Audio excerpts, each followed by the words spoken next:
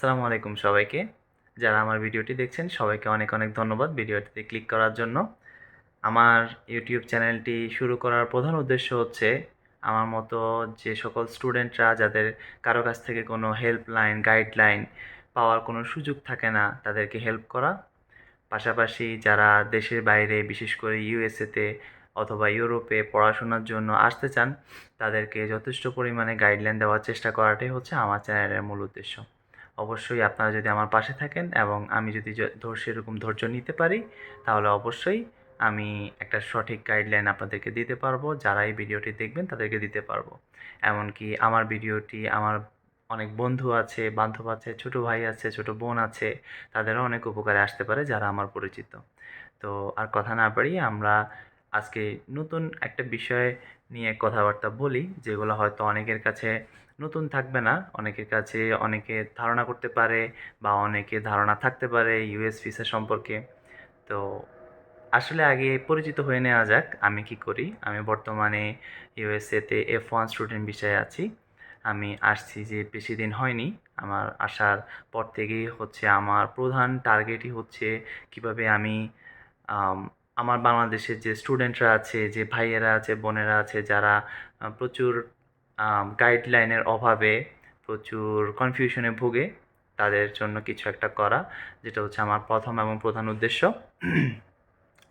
তো তো এই ইউটিউব চ্যানেলটা আসলে আমার ইউটিউব নিয়ে তেমন একটা ধারণা নাই। যদিও সবসময় হচ্ছে ইউটিউব ব্যবহার করা হয়েছে, কিন্তু আসলে জানা নাই যে ইউটিউবের যে মনিটাইজেশন এবং ইউটিউবে ভিডিওটা কিভাবে ছাড়তে হয়। তারপরেও যতটুকু সম্ভব চেষ্টা করব আপনাদের জন্য ভালোভাবে ছাড়ার। তো যাদের আপনাদের ইউএস ভিসা সম্পর্কে ধারণা নেই তাদের ক্ষেত্রে বলব যে আমরা সাধারণত জানি যে ইউএস ভিসা বিভিন্ন ক্যাটাগরি হয়ে থাকে, সেগুলো অনেকগুলো ক্যাটাগরি হতে পারে। তো আমাদের মূল এই চ্যানেল এবং কি আমার মূল টার্গেট হচ্ছে আমাদের F1 এবং F2 এই দুইটা ভিসা নিয়ে কথা বলা, এমনকি যাবতীয় সকল ইনফরমেশন নিয়ে কথা বলা।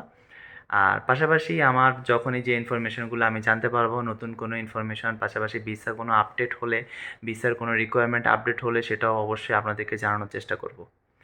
তো আর আমি অবশ্যই আমার প্রথম ভিডিও হিসাবে আমি অবশ্যই চেষ্টা করব ভিডিওটাকে আনএডিটেড রাখতে। আর আমি চেষ্টা করব ভিডিওগুলো যতটুকু রাখা যায় ততটুকু রাখতে। কারণ আমি মনে করি যে ভিডিও এডিট করলে অবশ্যই এই ভিডিওটা আরও উপভোগযোগ্য হয়। কিন্তু আমি ভিডিওগুলো শর্ট রাখবো যাতে করে আপনাদের ভিডিওগুলো দেখতে উপকার হয় আর হচ্ছে ভিডিওতে আপনি সঠিক ইনফরমেশন পেয়ে থাকেন। তো F1 স্টুডেন্ট ভিসার ক্ষেত্রে যে যে ডকুমেন্টগুলো মাস্ট বি আপনার লাগবে সেটা হচ্ছে আপনাকে ইংলিশ প্রফিসিয়েন্সি থাকতে হবে, যেগুলোকে আমরা আইএলস, টোফেল, ডুওলিঙ্গো, এমনকি হচ্ছে আলাদা আলাদা বিভিন্ন নামে আমরা জেনে থাকি। এটা সেকেন্ড ডকুমেন্ট যেটা, সেটা ইম্পর্ট্যান্ট একটা ডকুমেন্ট, সেটা হচ্ছে পাসপোর্ট। পাসপোর্ট থাকতে হবে, আপনার একটা ভ্যালিড পাসপোর্ট থাকতে হবে, অ্যাটলিস্ট 6 মান্থ আপনার একটা ভ্যালিড পাসপোর্ট থাকতে হবে। তবে আমি পার্সোনালি কখনো বলবো না কাউকেই যে আপনারা 6 মান্থ অথবা 1 ইয়ার অথবা 2 ইয়ারের পাসপোর্ট দিয়ে কখনো ভিসার জন্য অ্যাপ্লিকেশন করেন। অবশ্যই অবশ্যই পাসপোর্টটাকে আপ টু ডেট রাখবেন, অর্থাৎ 10 বছর মেয়াদি রাখবেন, এমনকি 48 পেজের রাখবেন। নর্মালি আমাদের দেশের স্টুডেন্টদের জন্য 64 পেজের কোনো প্রয়োজন নেই। তো আপনারা অবশ্যই 48 পেজের 10 বছরের পাসপোর্টটা করে নেবেন। থার্ড যে ডকুমেন্টটা প্রয়োজন হয় সেটা হচ্ছে আমাদের একাডেমিক রেজাল্টস। তো ব্যাচেলার্স করার ক্ষেত্রে আমাদেরকে এসএসসি, এইচএসসি ডকুমেন্ট লাগবে। নর্মালি এইচএসসির ডকুমেন্টটা সবথেকে ইম্পর্ট্যান্ট, মানে হায়ার সেকেন্ডারি সার্টিফিকেটের ডকুমেন্টটা সবথেকে ইম্পর্ট্যান্ট। এক্ষেত্রে সার্টিফিকেটের অত মূল্য নেই, আসল মূল্য হচ্ছে ট্রান্সক্রিপ্টের। আচ্ছা, মানে মার্কশিট যেটা আমরা বাংলাদেশে বলে থাকি আর কি, সেটা। আর এরপরে একটা ভ্যালিড একটা ডকুমেন্ট হচ্ছে আপনার রেকমেন্ডেশন লেটার। তো রেকমেন্ডেশন লেটার বাংলাদেশে থাকা অবস্থায় অনেকেরই কিন্তু থাকে না। হ্যাঁ, রেকমেন্ডেশন লেটার বাংলাদেশে থাকা অবস্থায় আমাদের নর্মালি এত প্রয়োজন হয় না। তো এক্ষেত্রে আপনি রেকমেন্ডেশন লেটার আপনি ইউনিভার্সিটি থেকে, এমনকি আপনার কলেজ থেকে, এমনকি স্কুল থেকে আপনি নিতে পারবেন। যেগুলো নিয়ে কিভাবে নিবেন, কিভাবে আপনি নিতে পারেন সেটা নিয়ে আমরা পরে কথা বলবো। আমরা জাস্ট আজকে জানতে পারবো যে সাধারণ যে ডকুমেন্টগুলো আমার মাস্ট বি লাগবে ব্যাচেলার্স এবং মাস্টার্স করার ক্ষেত্রে, সেই ডকুমেন্টগুলো নিয়ে আমরা কথা বলতে চাচ্ছি বা কথা নিয়ে আমরা সেটা নিয়ে আমরা আলোচনা করতেছি। ছোট একটা ভিডিও করব, অবশ্যই ভিডিওটা শর্ট রাখার চেষ্টা করব আপনাদের জন্য। তো এই হচ্ছে একটা বিষয়। তারপরে এই যে রেকমেন্ডেশন লেটার আপনার থাকবে, তারপরে আপনার ট্রান্সক্রিপ্ট থাকবে, তারপরে আপনার হচ্ছে ইংলিশ প্রফিসিয়েন্সি থাকবে, তারপরে আপনার একটা ভ্যালিড পাসপোর্ট থাকবে। আপনি কিন্তু অল সেট, আপনার কিন্তু আর এর থেকে বেশি কিছু লাগতেছে না। কিন্তু কিছু কিছু ক্ষেত্রে, যেমন আপনি যদি একটা ভালো ফান্ডিং ম্যানেজ করতে চান, যেমন ভালো ফান্ডিং বলতে আমরা কী বুঝি, ফান্ডিং বলতে অনেকেই বুঝে না যে ফান্ডিং জিনিসটা কী। তো ফান্ডিং জিনিসটা হচ্ছে যে আপনি যে পড়াশোনা করতে যাচ্ছেন সেখানে টিউশন ফি আছে।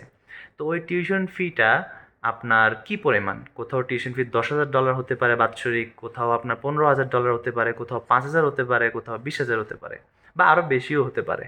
তো এই যে টিউশন ফির পরিমাণটা, এটাকেই মূলত বলা হয় ফান্ডিংটা।